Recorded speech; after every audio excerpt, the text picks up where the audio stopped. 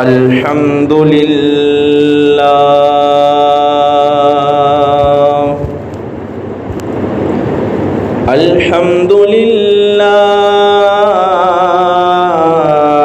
رب العالمين والصلاة والسلام على سيد الأنبياء والمرسلين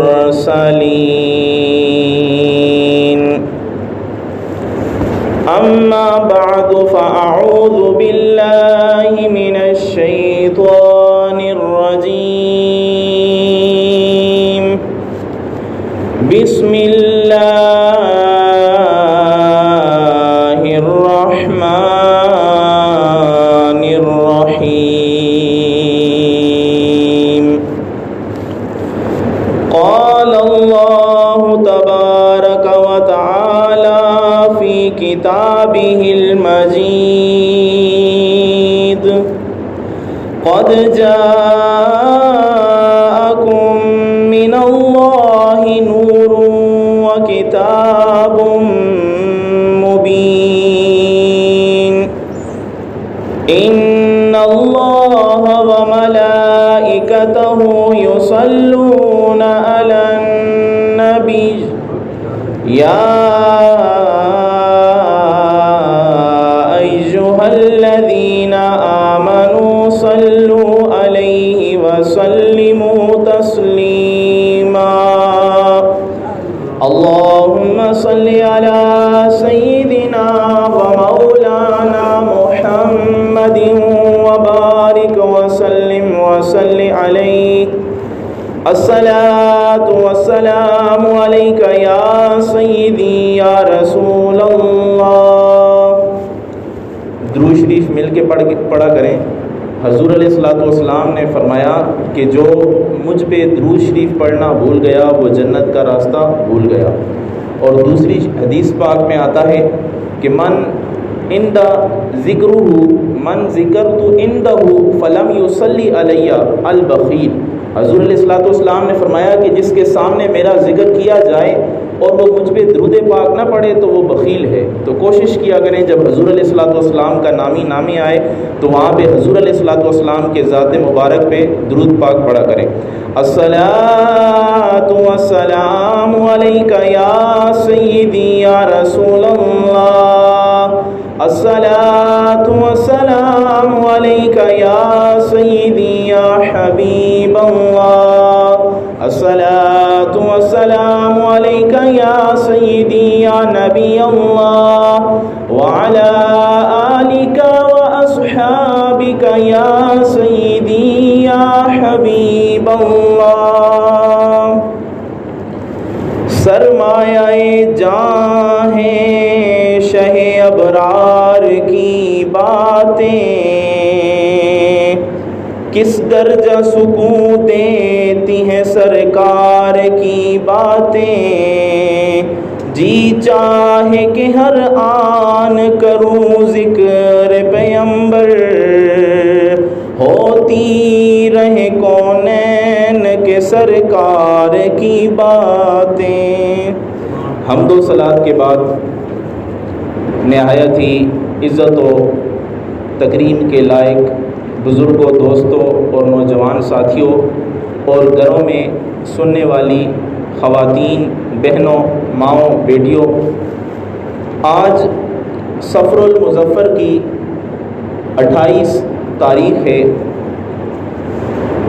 اور 1445 ہجری ہے۔ ربیع الاول کا مہینہ شروع ہونے کو ہے، تو میں نے اس مناسبت کے ساتھ جو اپنا موضوع سلیکٹ کیا ہے وہ میری کوشش یہ ہے کہ آج آپ کے سامنے حدیث نور یا حدیث جابر رضی اللہ تعالی عنہ پیش کروں۔ اللہ سے دعا ہے اللہ تعالی ہم سب کو اس حدیث پاک کو سننے، سمجھنے اور سمجھ کر اس سے حضور علیہ السلام کی شان، عظمت اور آپ کا ادب و احترام اور آپ کا مقام سمجھنے کی توفیق عطا فرمائے۔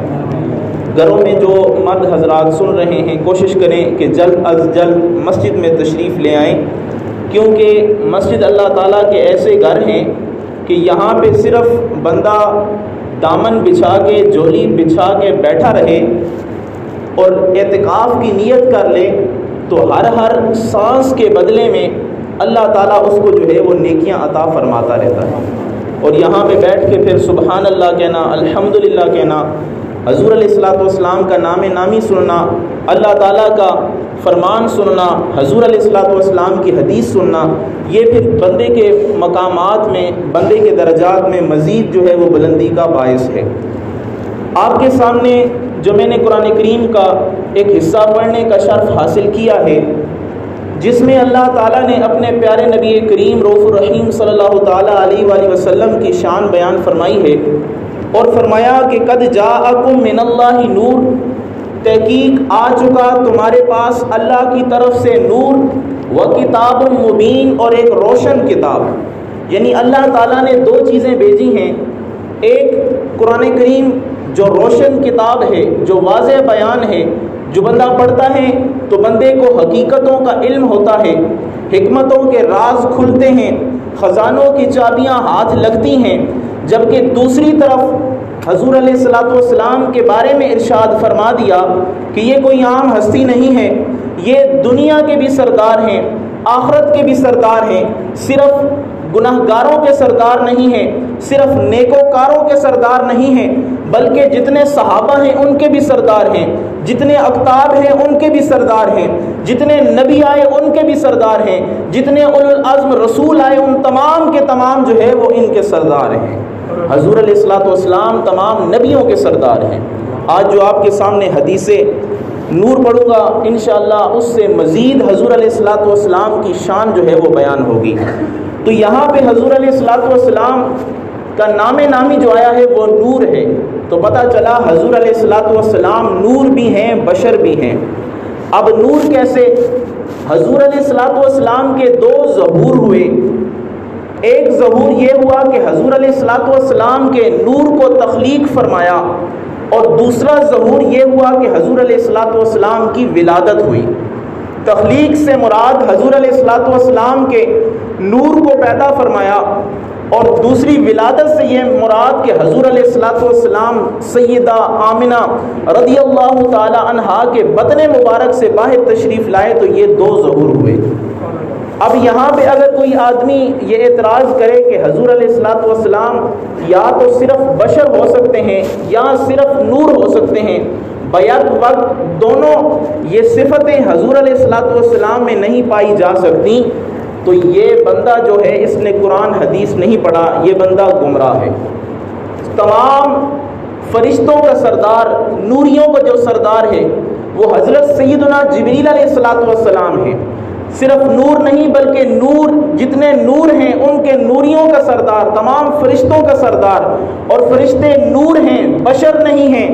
اور حضرت جبریل علیہ الصلوۃ والسلام کو جب اللہ تعالیٰ نے حضرت مریم علیہ السلام کے پاس بھیجا کہ جائیں ان کے بطن مبارک پہ پھونک ماریں اور ان کو بیٹا عطا فرمائیں، تو آپ انسان کی شکل بن کے آئے، فتمثل لها بشرا سویا، آپ ایک تندرست انسان بن کے وہ فرشتہ انسانی شکل میں حضرت مریم علیہ السلام کے پاس آتا ہے۔ تو پتہ چلا کہ یہ جبریل جو تمام فرشتوں کے سردار ہیں، یہ نور ہوتے ہوئے انسانی شکل میں آ سکتے ہیں۔ تو حضور علیہ الصلوۃ والسلام کو اللہ تعالیٰ نے یہ دونوں شانیں عطا فرمائی ہیں کہ حضور علیہ الصلوۃ والسلام کا ظہور اول نور تھا، پھر جب حضور علیہ الصلوۃ والسلام کو اس عالم رنگ و بو میں بھیجا گیا، حضور علیہ الصلوۃ والسلام کو اس عالم گیتی میں بھیجا گیا، تو حضور علیہ الصلوۃ والسلام کو بشر بنا کے بھیجا گیا، لیکن بتا دیا کہ اے انسانوں، جس طرح تم اپنے ہاتھ سے کام کرتے ہو، جس طرح تم اپنی آنکھوں سے دیکھتے ہو، جس طرح تم اپنے پاؤں سے چلتے ہو، جس طرح تم اپنی نگاہوں سے دیکھتے ہو، جس طرح تم اپنی زبان سے بولتے ہو، میرے نبی کا بولنا اس طرح نہیں ہے، میرے نبی کا دیکھنا اس طرح نہیں ہے، میرے نبی کا پکڑنا اس طرح نہیں ہے، میرے نبی کا چلنا اس طرح نہیں ہے۔ ارے تم چلتے ہو زمین توبہ توبہ کرتی ہے، تم دیکھتے ہو تمہاری نگاہ دیوار تک جاتی ہے، تم سنتے ہو جب تک قریب کوئی بندہ نہ بولے وہی سن سکتے ہو، لیکن میرا نبی جب دنیا پہ چلتا ہے تو دنیا بھی اپنا سینہ ٹھار کے کہتی ہے کہ آج آمنہ کا لال چل رہا ہے۔ اور جب کوئی دور سے بولتا ہے تو حضور علیہ الصلوۃ والسلام اس دور سے بولنے والے کی بھی آواز سن لیتے ہیں، یہاں تک کہ حضور علیہ الصلوۃ والسلام ہاتھ بڑھاتے ہیں، جنت میں لے جاتے ہیں۔ صحابہ نے پوچھا یا رسول اللہ مصلی نماز پہ کھڑے ہیں اور یہاں پہ ہاتھ بلند کر رہے ہیں، پھر واپس لے آتے ہیں، وجہ کیا ہے؟ مسلم شریف کی حدیث ہے، حضور علیہ الصلوۃ والسلام نے فرمایا میں نے جنت میں ہاتھ آگے کیا، سوچا انگور کا گچھا تمہارے لیے لے کے آؤں، لیکن میں نے کہا نہیں، پھر میں نے رہنے دیا، پھر ہاتھ بڑھایا، پھر رہنے دیا۔ پتہ چلا حضور علیہ الصلوۃ والسلام ہاتھ بڑھائیں تو اللہ تعالیٰ جنت کو بھی قریب کر دیتا ہے۔ پتہ چلا حضور علیہ الصلوۃ والسلام بشر تو ہیں لیکن افضل البشر ہیں، ہماری طرح بشر نہیں ہے۔ ہمارا پسینہ آئے اس سے بدبو آتی ہے، حضور علیہ الصلوۃ والسلام کا پسینہ مبارک سے بھی جو ہے وہ خوشبوؤں کے ہلے اڑتے ہیں۔ تو پتہ چلا حضور علیہ الصلوۃ والسلام ہماری طرح بشر نہیں ہیں بلکہ وہ افضل البشر ہیں۔ اور حضور علیہ الصلوۃ والسلام کو اللہ تعالیٰ نے یہ دو صفتیں عطا فرمائی ہیں کہ حضور علیہ الصلوۃ والسلام کی خلقت سب سے پہلے ظہور اول نور سے ہوا، پھر جب حضور علیہ الصلوۃ والسلام کا ظہور ثانی ہوا تو وہ حضور علیہ الصلوۃ والسلام کی ولادت ہوئی۔ اور یہ تو حضور علیہ الصلوۃ والسلام کی دو صفتیں ہیں کہ حضور علیہ الصلوۃ والسلام نور بھی ہیں، حضور علیہ الصلوۃ والسلام بشر بھی ہیں۔ جو حضور علیہ الصلوۃ والسلام کی مطلق بشریت کا انکار کرتا ہے وہ قرآن کی آیات کا انکار کر کے دائرہ اسلام سے باہر ہو جاتا ہے، اور جو حضور علیہ الصلوۃ والسلام کی نورانیت کا انکار کرے گا وہ احادیث کو جھٹلا کر وہ گمراہ اور بدعتی شخص ہوگا۔ پتہ چلا جس طرح حضور علیہ الصلوۃ والسلام کو بشر اور افضل البشر ماننا لازمی ہے، اسی طرح حضور علیہ الصلوۃ والسلام کی نورانیت اور حضور علیہ الصلوۃ والسلام کی خلقت کو سب سے اول نور ماننا جو ہے یہ ضروری اور لازمی ہے۔ اب آئیں حدیث کی طرف۔ یہاں پہ جو آپ کے سامنے یہ چیزیں بیان کی تو حضور علیہ الصلوۃ والسلام کو پہلے اللہ تعالیٰ نے نور بنایا، ایسا نور بنایا کہ کوئی بھی نور جو ہے، نور والی کوئی بھی مخلوق جو ہے حضور علیہ الصلوۃ والسلام کا مقابلہ نہیں کر سکتی۔ پھر جب اللہ تعالیٰ نے حضور علیہ الصلوۃ والسلام کو بشر بنایا تو ایسا بشر بنایا کہ کوئی بھی عالم بشریت میں کوئی بھی بشر حضور علیہ الصلوۃ والسلام کا ثانی نہیں ہے۔ پتہ چلا نور میں بھی حضور علیہ الصلوۃ والسلام اعلیٰ ہے اور بشریت میں بھی حضور علیہ الصلوۃ والسلام اعلیٰ ہے۔ اب آئیں اس حدیث کی طرف چلتے ہیں جو امام بخاری و مسلم رحمۃ اللہ تعالیٰ علیہ کے دادا اور استاد نے اپنی کتاب المصنف میں لکھی ہے۔ ان کے اور بھی شاگرد امام احمد بن حنبل ہیں اور ان کے استاد امام مالک رحمۃ اللہ تعالیٰ علیہ، اور امام مالک کی فضیلت آپ کے سامنے بیان کرتا چلوں۔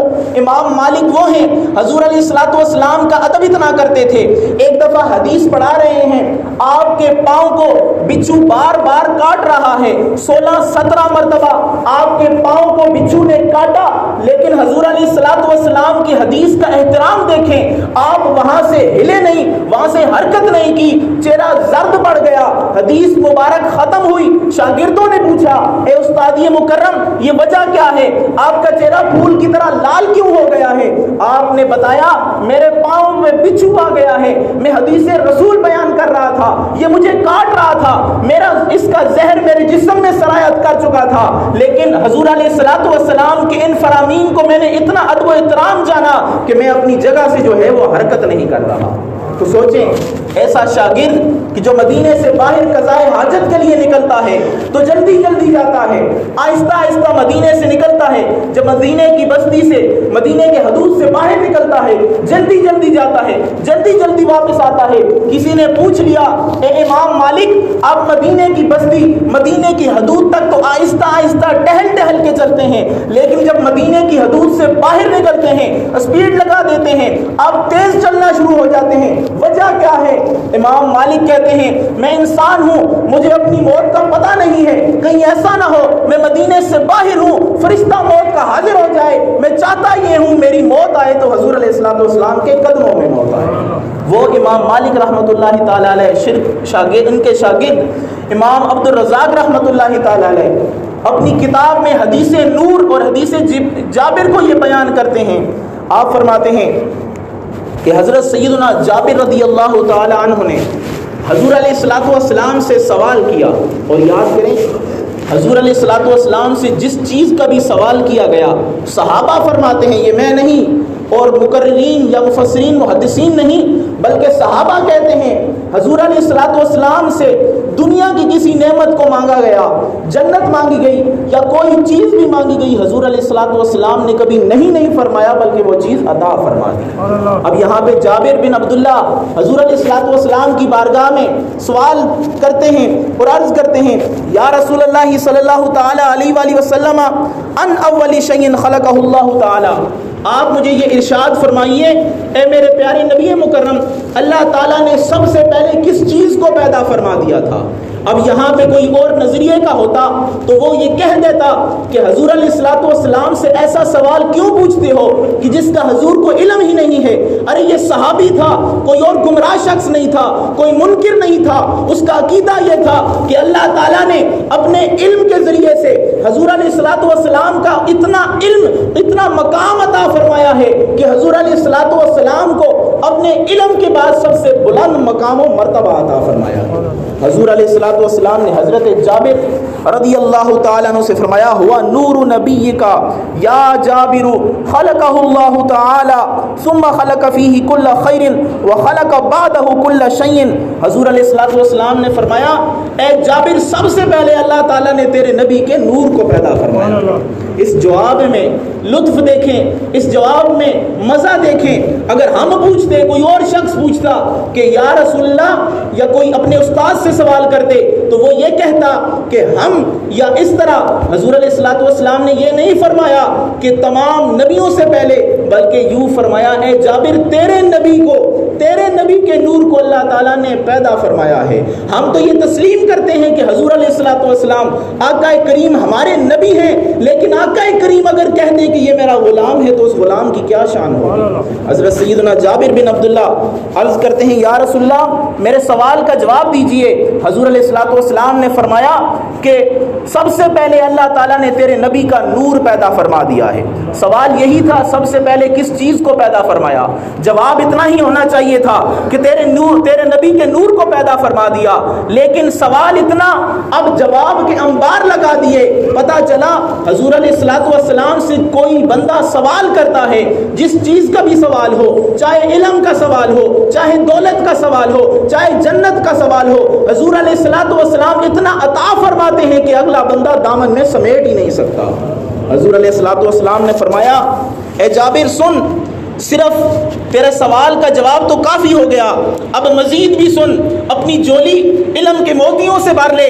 حضور علیہ الصلوۃ والسلام نے فرمایا، ثم خلق فی کل خیر، پھر اللہ تعالیٰ نے اس تیرے نبی کے نور سے ہر خیر کو پیدا فرمایا ہے۔ ہر خیر کو حضور علیہ الصلوۃ والسلام کے نور سے پیدا کیا گیا۔ پھر فرمایا وخلق بعدہ کل شیء، اور اس کے بعد جتنی چیزوں کی تخلیق ہوئی تیرے نبی کے نور کے بعد ہوئی۔ پھر فرمایا وحین خلقہ واقامہ قدامہ من مقام القرب 12,000 سنہ۔ پھر حضور علیہ الصلوۃ والسلام نے فرمایا، جب خیر کو پیدا فرمایا، دوسری چیزوں کو پیدا فرما لیا، تو پھر اللہ تعالیٰ نے لامقام میں اپنے محبوب کے نور کو اپنے سامنے بٹھا کر تجلی بخشی، حضور علیہ الصلوۃ والسلام کے نور کو قرب بخشا، اور کوئی ایک دن، دو دن، ایک دو سال نہیں، بلکہ 12,000 سال تیرے نبی کے نور کو اللہ تعالیٰ نے قرب عطا فرمایا۔ تو پتہ چلا حضور علیہ الصلوۃ والسلام کے نور کو اللہ تعالیٰ نے 12,000 سال اپنے قرب میں رکھا۔ پھر صرف یہی نہیں، حضور علیہ الصلوۃ والسلام نے فرمایا ثم جعلہ 4 اقسام، پھر اس نور کے حضور علیہ الصلوۃ والسلام نے فرمایا، پھر اس نور کے اللہ تعالیٰ نے 4 حصے فرمائے، اس کو 4 حصوں میں تقسیم فرمایا۔ پھر فرمایا فخلق القلم من قسم واللوح من قسم والجنت من قسم ثم اقام القسمۃ الرابعہ فی مقام الخوف 12,000 سنہ۔ حضور علیہ الصلوۃ والسلام نے فرمایا، پھر جس اس کے 4 حصے کیے گئے، پہلے حصے سے قلم بنایا، دوسرے حصے سے جنت کو بنایا گیا، اور پھر تیسرے حصے سے حضور علیہ الصلوۃ والسلام نے فرمایا دوسرے حصے سے لو، اور تیسرے حصے سے قلم کو جنت کو بنایا گیا۔ پھر چوتھے حصے کو مقام محبوب میں یا مقام حب میں یا مقام محبت میں اللہ تعالیٰ نے پھر اپنے سامنے لا مقام میں جو ہے اس کو 12,000 سال سامنے رکھا۔ اب پتہ چلا حضور علیہ الصلوۃ والسلام کے نور سے اللہ تعالیٰ نے کیا بنایا؟ سب سے پہلے قلم بنایا، پھر اس کے بعد لوح کو بنایا، پھر اس کے بعد جنت کو بنایا۔ اب قلم کا علم دیکھیں، حدیث میں آتا ہے حضور علیہ الصلوۃ والسلام نے فرمایا اللہ تعالیٰ نے جب قلم کو پیدا فرمایا، قلم کو حکم ارشاد فرمایا اکتب، اے قلم تو تخلیق تو ہو چکی ہے، اب اس قلم سے لکھنا شروع کر دے۔ عرض کی بارگاہ الہی میں یا رب العالمین کیا لکھوں؟ حضور علیہ الصلوۃ والسلام نے فرمایا ما کان و ما یکون، جو کچھ ہو چکا اور جو قیامت تک ہوگا سب کچھ تو آج اس قلم اس لوح پہ لکھ کے رکھ دے۔ اس قلم نے سب کچھ لکھ دیا۔ یہ قلم حضور کے نور سے پیدا کیا گیا ہے۔ اب جس کو حضور کے نور سے پیدا کیا گیا اس کا علم کا مقام اتنا ہے تو اس نور نبی کا علم کا مقام کیا ہوگا؟ تو یہ حضور علیہ الصلوۃ والسلام کے نور سے اس قلم کو پیدا کیا گیا، اس کو حکم ہوا کہ لکھ دے، اس نے قیامت تک جو کچھ ہونے والا تھا سب کچھ لکھ کے رکھ دیا۔ پھر جنت کو بنایا، اور جنت کے بارے میں قرآن اور حدیث میں آتا ہے کہ وہ جنت ایسی ہے کہ جس کو کسی آنکھ نے دیکھا نہیں ہے، جس کی نعمتوں کی کسی نے کبھی سنا نہیں ہے، جس کی نعمتوں کو کسی نے کبھی سونگا نہیں ہے۔ اس جنت کو بھی حضور علیہ الصلوۃ والسلام کے نور سے پیدا کیا گیا ہے۔ پھر لوح کو بھی حضور علیہ الصلوۃ والسلام کے نور سے پیدا کیا گیا ہے، اور لوح پہ جتنا کچھ تقدیر کا علم لکھا گیا ہے وہ علم اللہ تعالیٰ کے علم سے کم ہے، لیکن امام بوصیری رحمۃ اللہ تعالی علیہ، وہ امام بوصیری جب خواب میں حضور علیہ الصلوۃ والسلام کی بارگاہ میں عرض کرتے ہیں یا رسول اللہ بیمار ہو چکا ہوں نظر کرم فرمائیے، انظر حالی، میری حال پہ نظر کرم فرمائیں، سوتے ہیں۔ اب خواب جاگے، خواب میں حضور علیہ الصلوۃ والسلام آئے، جسم پہ سارا دستے قدرت بھیرا، دست مبارک بھیرا، ہاتھ بھیرا، سارا جسم بیماری سے ٹھیک ہو گیا، ساتھ چادر بھی دے گئے۔ اس قصیدے کے نام قصیدہ بردہ رکھا، پھر اٹھے اور شعر لکھا حضور علیہ الصلوۃ والسلام کی شان میں وَمِنْ عُلُومِكَ مِنْ لَوْحِ وَالْقَلَمِ، کہ حضور علیہ الصلوۃ والسلام کا علم تو اتنا ہے کہ یہ جو لوح اور قلم ہے یہ بھی حضور علیہ الصلوۃ والسلام کے سامنے شاگرد نظر آتے ہیں۔ پتہ چلا یہ جو لوح قلم کا علم ہے حضور علیہ الصلوۃ والسلام کے نور سے پیدا کیا گیا، یہ بھی حضور علیہ الصلوۃ والسلام کے شاگرد ہیں۔ یہ تو حضور علیہ الصلوۃ والسلام کے علم کا مقام کوئی نہیں سمجھ سکتا، تو پھر اللہ تعالیٰ تو وراء الورا ہے، اس کے علم کو تو کوئی جان ہی نہیں سکتا، کوئی نبی اللہ تعالیٰ کے علم کو نہیں جان سکتا، قرآن اور عقل بھی اللہ تعالیٰ کے علم کا احاطہ نہیں کر سکتا۔ اللہ تعالیٰ نے جو چیزیں پیدا فرمائی ہیں اس کا بھی کوئی احاطہ نہیں کر سکتا۔ پھر آگے حضرت جابر رضی اللہ تعالی عنہ کو حضور علیہ الصلوۃ والسلام نے فرمایا کہ پھر 12 سال اللہ تعالیٰ نے اس کو مقام حب، مقام محبت میں اس نور کو اپنے سامنے رکھا۔ پھر فرمایا ثم جعل 4 اقسام فخلق القلم من قسم ثم جعل 4 اجزاء، پھر جو چوتھا حصہ تھا اس کو پہلے اس نور کو 4 حصوں میں تقسیم کیا گیا، ایک سے قلم، ایک سے لوح، ایک سے جنت، پھر چوتھے حصے کے 4 جز کیے گئے۔ پھر حضور علیہ الصلوۃ والسلام نے فرمایا پہلے جز سے اللہ تعالیٰ نے فخلق العقل من جز، پہلے جز سے اللہ تعالیٰ نے عقل کو پیدا فرمایا جو پوری دنیا میں تقسیم ہونا تھا۔ پھر دوسری جز سے علم کو تقسیم، علم اور حکمت کو پیدا فرمایا۔ پھر تیسرے حصے سے والعصمت والتوفیق، عصمت اور توفیق کو پیدا فرمایا۔ ومن جز واقام الجزء الرابع فی مقام الحیاء 12,000 سنہ، پھر جو چوتھا حصہ تھا اس کو پھر اللہ تعالیٰ نے مقام حیا میں 12,000 سال تک ٹھہرائے رکھا۔ اب یہاں پہ 3 چیزوں کو پیدا کیا، ایک سے عقل کو پیدا کیا، دوسرے سے علم اور حکمت کو پیدا کیا، تیسرے سے عصمت اور توفیق کو پیدا کیا گیا۔ حضرت وہب بن منبہ آپ بیان فرماتے ہیں میں نے حدیث اور دیگر جتنی بھی کتابیں تھیں، جتنے بھی صحائف تھے، 70 سے زیادہ کتابوں میں میں نے یہ حضور علیہ الصلوۃ والسلام کے عقل، حضور علیہ الصلوۃ والسلام کی حکمت کے بارے میں پڑھا ہے کہ اگر یہ پوری دنیا ریت کا صحرا ہو جائے، اس سارے صحرا سے ایک دانہ اٹھایا جائے، یہ جتنا دانہ ہے اس دانے کو، اتنی عقل کو پوری دنیا میں تقسیم کیا گیا ہے۔ یہ تو دانہ تھا، اس کو پوری دنیا میں تقسیم کیا گیا ہے۔ آپ فرماتے ہیں حضور کا علم کیا ہے؟ آپ فرماتے ہیں حضور کا علم اتنا ہے جتنا یہ صحرا ہے، یہ سارا کا سارا حضور علیہ الصلوۃ والسلام کا علم مبارک ہے، حضور علیہ الصلوۃ والسلام کا عقل مبارک ہے۔ تو حضور علیہ الصلوۃ والسلام کے عقل کے بارے میں کون سوچ سکتا ہے؟ حضور علیہ الصلوۃ والسلام کی علم و حکمت کے بارے میں کون سوچ سکتا ہے؟ پھر عصمت اور توفیق کو بنایا گیا. پھر جب چوتھے حصوں کو مقام حیا میں رکھا گیا 12,000 سال. اب 12,000 سال رکھنے کے بعد اور یہاں پہ دنیا میں تو دن تب بنتا ہے، گھنٹہ تب بنتا ہے جب گھڑی چلتی ہے، اور دن تب بنتا ہے، دن رات تب مکمل ہوتے ہیں جب سورج طلوع اور غروب ہوتا ہے.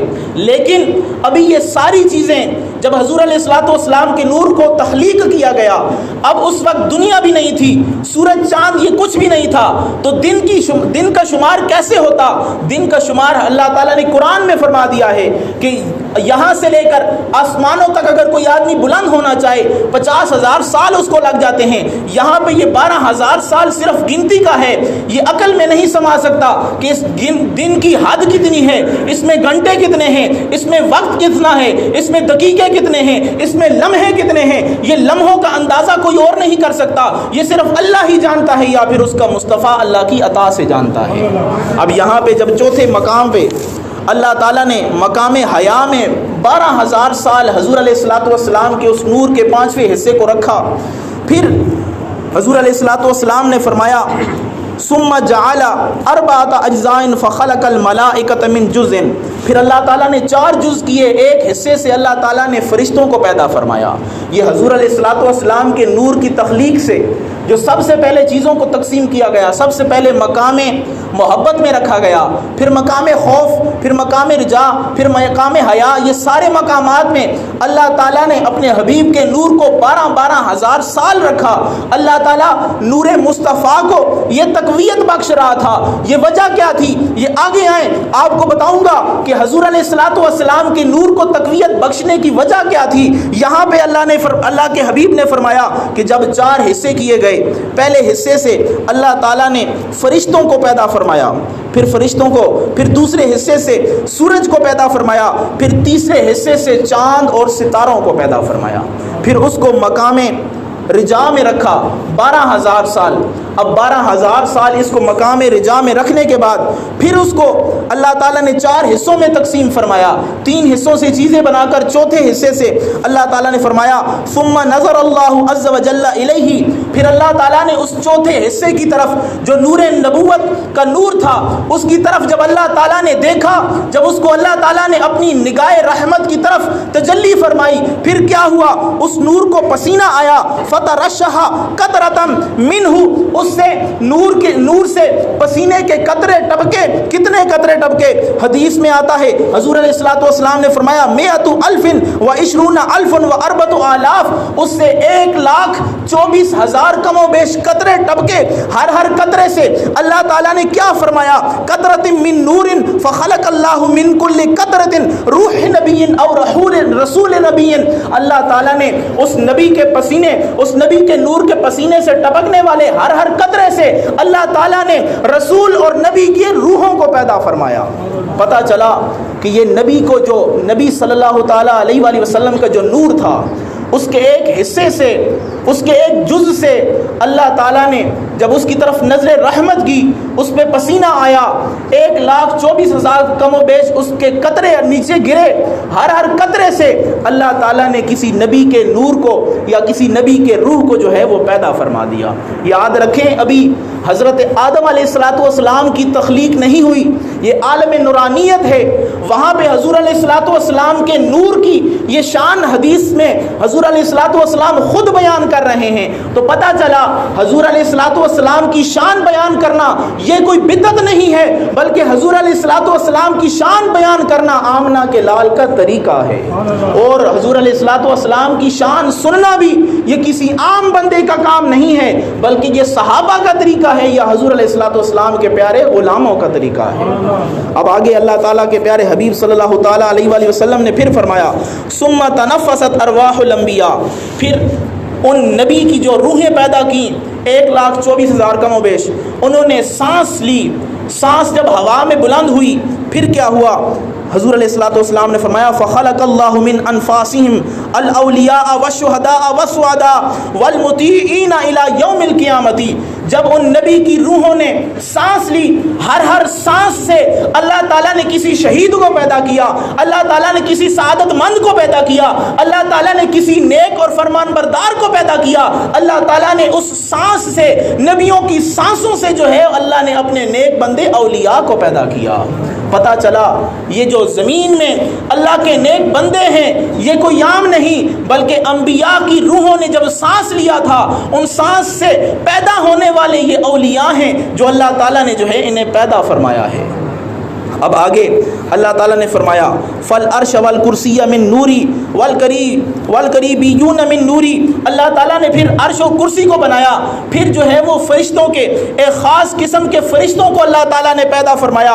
ان کو پیدا کرنے کے بعد والجنت وما فیہا من النعیم من نوری. حضور علیہ الصلوۃ والسلام نے فرمایا میرے نور کے اس حصے سے اللہ تعالیٰ نے پھر جنت اور جنت کی جتنی نعمتیں ہیں میرے نور کے فیض سے ان کو پھر بنایا گیا.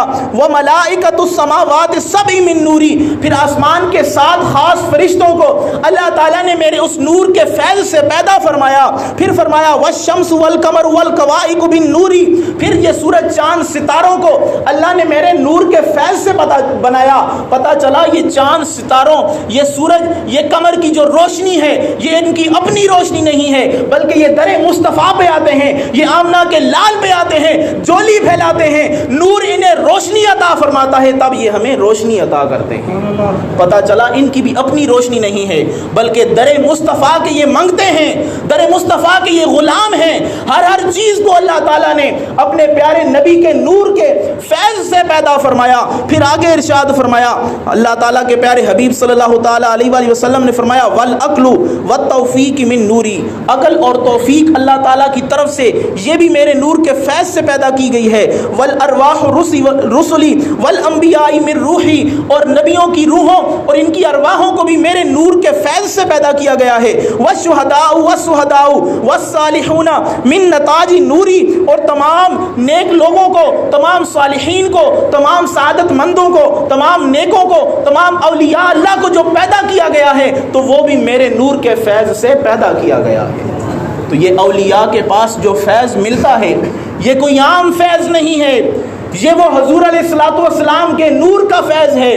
وہ انبیاء کی سانسوں سے پیدا ہونے والے نیک لوگوں، یہ نیک لوگ ہیں، ان کے پاس بیٹھنے سے بندے کو رب یاد آتا ہے، بندے کو مصطفیٰ ملتا ہے، بندے کو خدا ملتا ہے. نیک لوگوں کے پاس بیٹھنے سے بندوں کو خدا اور مصطفیٰ ملتا ہے. تو پتہ چلا نیک لوگوں کے پاس بیٹھنا، ان سے دعائیں کرانا، ان سے فیض لینا یہ کوئی بدعت نہیں ہے، بلکہ حضور علیہ الصلوۃ والسلام کی پیاری حدیث سے ثابت ہے. آگے پھر حضور علیہ الصلوۃ والسلام نے ارشاد فرمایا ثم خلق اللہ 12,000 حجاب. پھر میرے نور کو اللہ تعالیٰ نے ایک رحمت والے حجاب میں ڈانپ کے رکھا.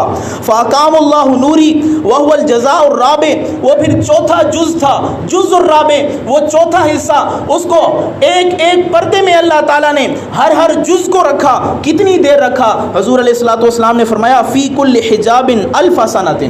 ہر نور کو جب رحمت کے حجاب میں رکھا گیا تو اس کو ہزار سال جو ہے وہ اس رحمت کے نور میں لپٹا رکھا. اب یہاں پہ میں کوئی آپ کو مائی دگڑے تو سنا نہیں سکتا. میں نے پہلے بھی آپ کو بتایا تھا میرا طریقہ یہ ہے، یا قرآن پڑھوں گا یا حدیث پڑھوں گا. جس کو اچھی لگے سبحان اللہ کہے، جس کو نہ اچھی لگے پھر بھی سبحان اللہ کہے، دونوں صورتوں میں ثواب ضرور ملے گا. اب حضور علیہ الصلوۃ والسلام نے فرمایا کہ میرے نور کو اللہ تعالیٰ نے اپنی حجاب رحمت میں رکھا، ہزار سال 4 حجابوں میں رکھا. پھر اس کے بعد فرمایا وہی مقام العبودیتی والسکینتی. وہ جو مقام تھا وہ مقام عبودیت اور مقام سکینت تھا. والصبری والصدقی والیقینی. اور وہ جو مقام مقام تھا وہ صبر کا مقام تھا، وہ جو مقام تھا وہ وہاں پہ توفیق کا، صدق کا مقام تھا۔ پھر اس کے بعد فرمایا فغمس اللہ ذالک النور فی کل حجاب الف سنۃ، پھر ان کو ہر نور کو 1000 سال تک اللہ تعالیٰ نے اپنے فیض کے نور سے اس میں غوطہ زن رکھا۔ یہ ساری طاقتیں کیوں عطا فرمائیں؟ آگے آئیں بتاتا ہوں کہ حضور علیہ الصلوۃ والسلام کو اتنی طاقتیں، اتنی قوتیں، اتنی ملکیت، اتنا مقام و مرتبہ اللہ تعالیٰ نے آخر عطا کیوں فرمایا تھا؟ پھر اس کے بعد فرمایا فلما اخرج اللہ النور من حجبی رکبہ اللہ فی الارض، پھر اللہ تعالیٰ نے اس نور کو نکالا، زمین پہ رکھا، فی الارض فکان یضیء منها ما بین المشرق والمغرب کالسراج فی اللیلۃ المظلم، پھر جب اس نور کو، میرے نور کو زمین پہ رکھا گیا، وہ نور مشرق اور مغرب کو اس نے جگمگ کر دیا، اس نے مشرق اور مغرب کو روشن کر دیا۔ جس طرح تاریک رات میں جب سورج کو بلند کیا جائے ساری تاریکی چھٹ جاتی ہے، یہاں پہ حضور علیہ الصلوۃ والسلام کے نور کو جب زمین پہ رکھا گیا، ساری کفرستان کی جتنی تاریکی تھی، جتنی ظلمت تھی، وہ ساری کی ساری کافور ہوتی گئی، ساری کی ساری دور ہوتی گئی۔ حضور علیہ الصلوۃ والسلام کا نور جو ہے وہ دنیا پہ پھیلتا گیا، غلامان مصطفیٰ دنیا پہ پھیلتے گئے۔ حضور کے صحابہ دین اسلام کا پرچم، اس نور کا پرچم جہاں جہاں تک لے کے گئے، وہاں وہاں تک اللہ تعالیٰ کے اس نور کی روشنی پھیلی ہے۔ اب ہمارا حصہ یہ بنتا ہے کہ جہاں جہاں تک وہ نور نہیں پہنچا، ہم اللہ تعالیٰ کے اس دین اسلام کو، حضور علیہ الصلوۃ والسلام کے اس پیارے نور کی روشنی کو، اس دین اسلام کو، اس قرآن کے احکامات کو، ان احادیث کے احکامات کو ان جگہوں تک پہنچائیں جہاں جہاں تک حضور علیہ الصلوۃ والسلام کے یہ فرمان نہیں پہنچا ہے۔ اب ہمارے ذریعے یہ ہے کہ ہم نے حضور علیہ الصلوۃ والسلام کے دین کو وہاں تک پہنچانا ہے جہاں تک اب یہ دین نہیں پہنچا۔ اللہ تعالیٰ نے اس دنیا کو بنانے سے پہلے نورانی دنیا میں یہ ساری چیزیں جو ہے وہ تخلیق فرمائیں، تو یہ حضور علیہ الصلوۃ والسلام کے نور سے، جس کو اللہ تعالیٰ نے اپنے فیض کے نور سے پیدا فرمایا، اور حضور علیہ الصلوۃ والسلام کے نور سے فیض کے اللہ تعالیٰ نے پھر یہ ساری چیزیں بنائیں۔ پھر آگے حضور علیہ الصلوۃ والسلام نے فرمایا فلما اخرج اللہ النور من الحجب ثم خلق اللہ آدم من الارض، پھر اللہ تعالیٰ نے حضرت آدم علیہ الصلوۃ والسلام کو زمین میں پیدا فرما دیا۔ جب حضرت آدم علیہ الصلوۃ والسلام کو پیدا فرمایا گیا تو آپ جنت میں ساری چیزیں دیکھ آئے تھے، پتے پتے پہ اللہ رسول کا نام لکھا تھا، دروازوں کی چوکٹ پہ اللہ رسول کا نام لکھا تھا، عرش کے پایوں پہ اللہ کے رسول کا نام اور اللہ کا نام لکھا تھا۔ پھر جب حضرت آدم علیہ السلام کو پیدا فرمایا فرقب فیہ النور فی جبینہ، آپ کے پیشانی میں نور نبوت چمکا۔ اس نور نبوت کے چمکنے وجہ سے اللہ تعالیٰ نے فرشتوں کو حکم دیا کہ میرے نبی کو سجدہ کرو۔ جس نے اس نور کی چمک دیکھی، جس نے سب سے پہلے سجدہ کیا وہ فرشتوں کا سردار بن گیا، جس نے اس نور نبوت کا انکار کیا وہ شیطان لعین بن گیا۔ آج بھی جو حضور علیہ الصلوۃ والسلام کے نور کی منکر ہیں وہ سمجھ لیں ان کا مقام کیا ہے، وہ کس کے طریقے پہ جا رہے ہیں۔ جبریل نے سب سے پہلے سجدہ کیا، نوریوں کا سردار بن گیا۔ ابلیس نے سجدے سے انکار کیا، اللہ نے اس عزازیل کو شیطان لعین بنا دیا، ہمیشہ کے لیے جہنمی بنا دیا اور بتا دیا کہ تجھے جنت سے نکال دیا گیا ہے۔ تو پتہ چلا حضور علیہ الصلوۃ والسلام کی شانوں کا جو منکر ہوتا ہے پھر اس کے لیے نہ دنیا میں جگہ ہے، نہ آخرت میں جگہ ہے، نہ جنت میں جگہ ہے، اور نہ ہی اللہ تعالیٰ کی رحمت میں اس کے لیے کوئی حصہ ہے۔ پھر فرمایا ثم انتقل منه الى شیس، پھر اس نور کو منتقل کیا حضرت شیس علیہ الصلوۃ والسلام کے بطن میں۔ اب یہاں پہ حضرت آدم علیہ الصلوۃ والسلام اور اما حوا علیہ السلام، آپ کے بطن سے جب اولاد پیدا ہوتی تھی طریقہ یہ تھا، صبح کو جوڑا اولاد پیدا ہوتی مذکر و مؤنث، اور شام کو بھی جوڑا اولاد پیدا ہوتی مذکر و مؤنث، تفسیر نعیمہ میں موجود ہے۔ اب یہاں پہ جو صبح کو پیدا ہوئے اور جو شام کو پیدا ہوئے، صبح والے آپس میں شادی نہیں کر سکتے تھے اور شام والے آپس میں نکاح نہیں کر سکتے تھے۔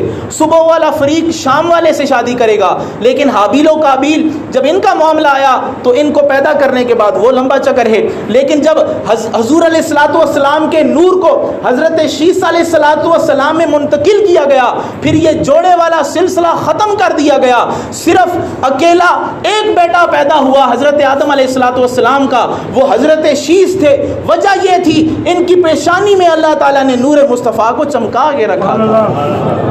پھر اس کے بعد اللہ تعالیٰ نے حضور علیہ الصلوۃ والسلام نے فرمایا کہ جب اللہ تعالیٰ نے حضرت شیس علیہ الصلوۃ والسلام کی پیشانی میں میرے نور کو رکھا، وَكَانَ يَنْطَلِقُ مِنْ طَاهِرٍ إِلَىٰ طَيِّبٍ وَمِنْ طَيِّبٍ إِلَىٰ طَاهِرٍ إِلَىٰ أَوْصَلَهُ اللَّهُ صُلْبَ عَبْدِ اللَّهِ ابْنِ عَبْدِ الْمُطَلَبَ، پھر اس کو اللہ تعالیٰ نے پاک پشتوں میں جو ہے کبھی ایک پاک کبھی دو پاک، اور یہاں پاک سے مراد یہ ہے کہ ہر وہ پشت جس میں حضور علیہ الصلوۃ والسلام کا نور آتا رہا وہ سارے کے سارے جو ہے وہ اللہ تعالیٰ کی توحید کا اقرار کرنے والے تھے، وہ اللہ تعالیٰ کی توحید کا انکار کرنے والے نہیں بلکہ اقرار کرنے والے، انکار کرنے والے نہیں تھے۔ تو اس سے یہ بھی پتہ چلا حضور علیہ الصلوۃ والسلام کی جو تخلیق حضرت آدم علیہ الصلوۃ والسلام تک منتقل ہوتی ہے، یہ ساری کی ساری جتنا نسب بنتا ہے یہ سارے کے سارے موحد تھے، سارے کے سارے مومن تھے۔ اب میں پوچھنا چاہتا ہوں کہ جن کے نور وہ نور مصطفیٰ جن کے بطن میں جن کے سینوں میں رہا، ان کو اگر کوئی بندہ مشرک کہے، حضور علیہ الصلوۃ والسلام کے والدین کو نعوذ باللہ من ذالک کافر کہے، پھر اس کا حساب کیا ہوگا؟ حضور علیہ الصلوۃ والسلام نے جب فرما دیا کہ اللہ تعالیٰ نے پاک بطنوں میں، پاک نسبوں میں، پاک صلب میں میرے نور کو اللہ تعالیٰ نے منتقل کرتا رہا، پھر حضرت عبداللہ تک پہنچا، پھر اس کے بعد اس نور کو اللہ تعالیٰ نے جب منتقل کیا وَمِنْهُ إِلَىٰ رِحْمِ أُمِّي آمنة بنت وہب، حضرت آمنہ بنت وہب رضی اللہ تعالی عنہا کے بدن مبارک میں اس نور مصطفیٰ کو جگمگایا گیا۔ ثم اخرجنی الی الدنیا، پھر جب مجھے دنیا میں ظہور ملا، میری ولادت ہوئی، حضور علیہ الصلوۃ والسلام نے فرمایا فجعلنی سید المرسلین، اللہ تعالیٰ نے مجھے تمام نبیوں کا سردار بنا دیا، پھر فرمایا وخاتم النبیین، تمام نبیوں کے آخر میں آنے والے، تمام نبیوں کی نبوت اور رسالت کو ختم کرنے والا مجھے بنا دیا، خاتم النبوت کا تاج اور تخت مجھے عطا فرمایا، اس پہ میں ہی بیٹھ کے حکمرانی کرنے والا ہوں، پھر فرمایا وَرَحْمَةً لِّلْعَالَمِينَ، اور مجھے تمام دنیا کے لیے، تمام عالمین کے لیے رحمت بنا کے بھیجا، وَقَائِدَ الْغُرِّ الْمُحَجِّلِينَ، اور جو لوگ نمازیں پڑھتے ہیں ان کے چہرے، ان کے بازو، ان کے قدم چمکتے ہیں، ان کا مجھے قائد بنا کے بھیجا گیا ہے۔ یہ حضور علیہ الصلوۃ والسلام کے بارے میں جو حدیث تھی، حدیث نور، جسے امام عبد الرزاق رحمۃ اللہ تعالی علیہ، جو امام بخاری و مسلم کے استاد، امام مالک کے شاگرد، امام احمد بن حنبل کے استاد، انہوں نے اپنی کتاب میں ذکر کیا ہے، اور علماء محدثین فرماتے ہیں کہ جس حدیث پاک کو امام عبد الرزاق رحمۃ اللہ تعالی علیہ صحیح کہہ دیں، پھر کوئی بھی مفسر اور محدث اس حدیث میں جرا نہیں کرتا۔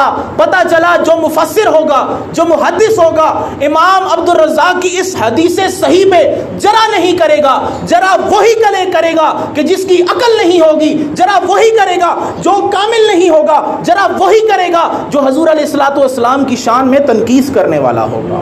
اور یہاں تک علماء نے فرمایا کہ اس حدیث کو تلقی بالقبول العلماء حاصل ہے، یعنی علماء کے ہاں یہ حدیث اس درجے کی ہے کہ صرف حدیث کو پڑھتے ہی، سنتے ہی اس کو قبول کر لیتے ہیں، اس کے راویوں پہ بحث نہیں کرتے، اس کو روایت کرنے والوں کے احوال نہیں دیکھتے، صرف دیکھتے ہیں کہ مصنف ابن عبد الرزاق رحمۃ اللہ علیہ اپنی کتاب میں اس کو لکھ دیا ہے، یہ حدیث ٹھیک ہے۔ اور اس حدیث میں جو مین مرکز یہ تھا کہ حضور علیہ الصلوۃ والسلام کو 12,000 سال سب سے پہلے مقام محبت میں اللہ تعالیٰ نے اپنے سامنے رکھا، لا مقام پہ، اس کے بعد مقام خوف میں رکھا، مقام رجا میں رکھا، پھر اللہ تعالیٰ نے سکونت عطا فرمائی، پھر اللہ تعالیٰ نے تقویت بخشی، پھر اللہ تعالیٰ نے صبر عطا فرمایا، پھر اللہ تعالیٰ نے توفیق بخشی۔ یہ حضور علیہ الصلوۃ والسلام کو ساری توفیقیں کیوں عطا فرمائی؟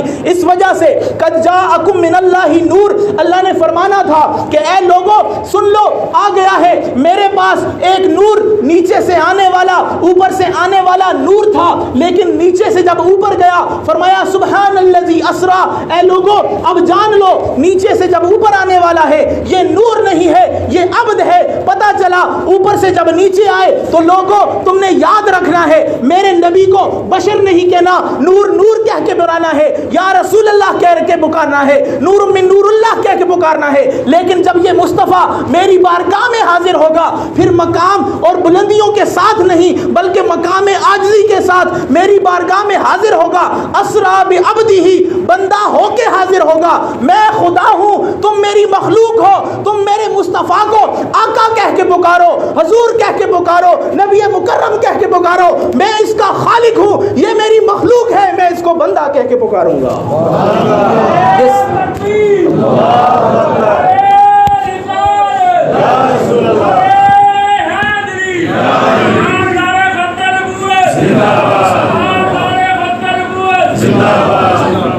حضور علیہ الصلوۃ والسلام کو جتنی قوت عطا فرمائی گئی، جتنی طاقت عطا فرمائی گئی، اور یہ ساری حضور علیہ الصلوۃ والسلام کے نور کے فیض سے سارے عالم کو تخلیق کیا گیا، یہ ساری قوتیں، یہ ساری طاقتیں دینے کی وجہ کیا تھی؟ یہ اللہ تعالیٰ بتانا چاہتا تھا کہ اے مومنوں، اے قرآن پڑھنے والوں، جب 15 سپارے پہ پہنچ جاؤ، 15 سپارے تم نے پڑھ لیے، کوئی بات تمہیں سمجھ نہ آئی، اب جب 15 سپارہ شروع کرنے لگو، پہلا لفظ پڑھو سبحان الذی، پاک ہے وہ ذات، اسرا بعبدہ، جو لے گئی اپنے بندے خاص کو۔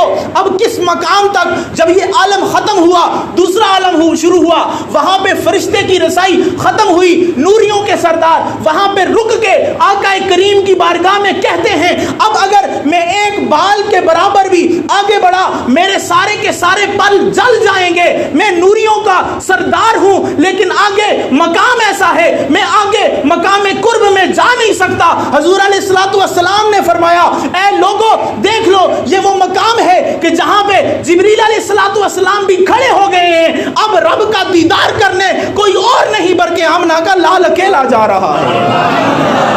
اب اس مقام پہ آمنہ کا لال اللہ تعالیٰ کا دیدار کرنے اکیلا جا رہا ہے۔ اب یہاں پہ بھی مفسرین کا جو ہے وہ آپس میں اختلاف ہے۔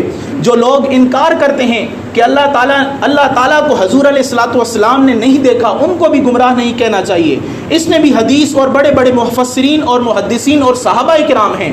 اور جو لوگ یہ کہتے ہیں کہ اللہ تعالیٰ نے اپنا دیدار حضور علیہ الصلوۃ والسلام کو عطا فرمایا، اس میں بھی بڑے بڑے صحابہ، بڑے بڑے محدثین ہیں، اس کا بھی انکار نہیں کرنا چاہیے۔ پتہ چلا ان دونوں چیزوں کو تسلیم کرنا چاہیے، لیکن ہم اللہ کے پیارے حبیب کے وہ غلام ہیں جو حضور علیہ الصلوۃ والسلام کی شان کو ماننے والے ہیں۔ ہمیں یقین کامل ہے کہ اللہ تعالیٰ نے جب حضور علیہ الصلوۃ والسلام کو اتنی شانیں عطا فرمائی ہیں، جب اتنا بڑا سینہ عطا فرمایا، علم نشرح، یہ فرمایا کہ آپ کے سینے کو ہم کھول دیں گے، جب سینہ کھولا، اتنا کھولا کہ جب عرش معلیٰ پہ لے کے گیا، جب لامقام پہ پہنچا، اللہ نے اپنا دیدار کرایا اور فرمایا اے مصطفیٰ میری بارگاہ میں کیا لائے ہو؟ صلاۃ و سلام پیش کیا، عاجزی پیش کی۔ اللہ نے فرمایا کہ آج میں تمہیں اپنا بندہ کہہ کے پکارتا ہوں اور تمہیں 50 نمازوں سے نوازتا ہوں۔ حضور علیہ الصلوۃ والسلام واپس آئے۔ آخری بات کہنا چاہتا ہوں، حضور علیہ الصلوۃ والسلام جب واپس آئے، موسیٰ علیہ الصلوۃ والسلام نے التجائیں کی تھی، یا رب العالمین مجھے اپنا جلوہ دکھا دے، میں تجھے تکنا چاہتا ہوں۔ اللہ نے فرمایا تیری نگاہ میں وہ پاور نہیں ہے، تیری نگاہ میں وہ قوت نہیں ہے، تیری نگاہ میں وہ طاقت نہیں ہے، تو مجھے دیکھ نہیں سکتا۔ اب یہاں پہ دیکھیں حضرت موسیٰ علیہ الصلوۃ والسلام کو پتا تھا میں اللہ تعالیٰ کو تک نہیں سکتا، دیکھ نہیں سکتا، لیکن یہ نگاہ مصطفیٰ نے اللہ کو دیکھا ہے۔ میں اس کو تو نہیں دیکھ سکتا لیکن ان نگاہوں کو تو دیکھ سکتا ہوں جن نگاہوں نے اللہ کو تکا ہے، جن نگاہوں نے اللہ کا دیدار کیا ہے۔ ایک مرتبہ جب حضور علیہ الصلوۃ والسلام کی نگاہوں کو دیکھا، من نہیں بھرا، دل نہیں بھرا، مصطفیٰ کی بارگاہ میں عرض کی جائیے 5 نمازیں اور معاف کرائیے۔ کرتے کرتے حضور علیہ الصلوۃ والسلام کے 9 چکر لگ گئے، 9 دفعہ اللہ کی بارگاہ میں حاضر ہو گئے۔ یہاں پہ موسیٰ علیہ الصلوۃ والسلام نے 9 دفعہ ان آنکھوں کا بھی دیدار کر لیا جنہوں نے اللہ کو تکا تھا۔ یہ مقام محبت، یہ مقام قرب، یہ مقام الفت، یہ ہر کوئی بندہ نہیں سمجھ سکتا۔ یہ وہی بندہ سمجھ سکتا ہے جس نے پاک چھاتیوں سے دودھ پیا ہو۔ یہ وہی بندہ سمجھتا ہے کہ جس کے حلق میں ہمیشہ درود و سلام کی صدا ہو، جس کی پرورش ایسے ماحول میں ہو کہ جس کے ماحول میں بیج بھی ادب مصطفیٰ کا ہو، جس کے ماحول میں آب و ہوا بھی حضور علیہ الصلوۃ والسلام کی محبت اور الفت کی ہو۔ آج کے اس پورے موضوع میں درس یہ تھا کہ آگے ربیع الاول شروع ہونے والا ہے. حضور علیہ الصلوۃ والسلام کے جو اللہ تعالیٰ نے نور کو پیدا کیا اس سے کتنی شانیں بیان ہوئیں، حضور علیہ الصلوۃ والسلام نے خود بیان کی. اب اس کے بعد یہ نور جب حضرت آمنہ کے بطن میں آیا اس کے بعد جتنی حدیث ہیں وہ انشاءاللہ اگلے جمعے میں بیان کی جائیں گی. اور حضور علیہ الصلوۃ والسلام کی ولادت جس طرح محدثین نے بیان کی ہے، حدیث کی روشنی میں، تفسیر کی روشنی میں، آیات کی روشنی میں جو بیان کی ہے وہ انشاءاللہ اگلے جمعے کو بیان کی جائے گی. اللہ سے دعا ہے اللہ تعالی ہم سب کو حضور علیہ الصلوۃ والسلام کی شان سمجھنے کی توفیق عطا فرمائے. آمین برحمتک یا ارحم الراحمین.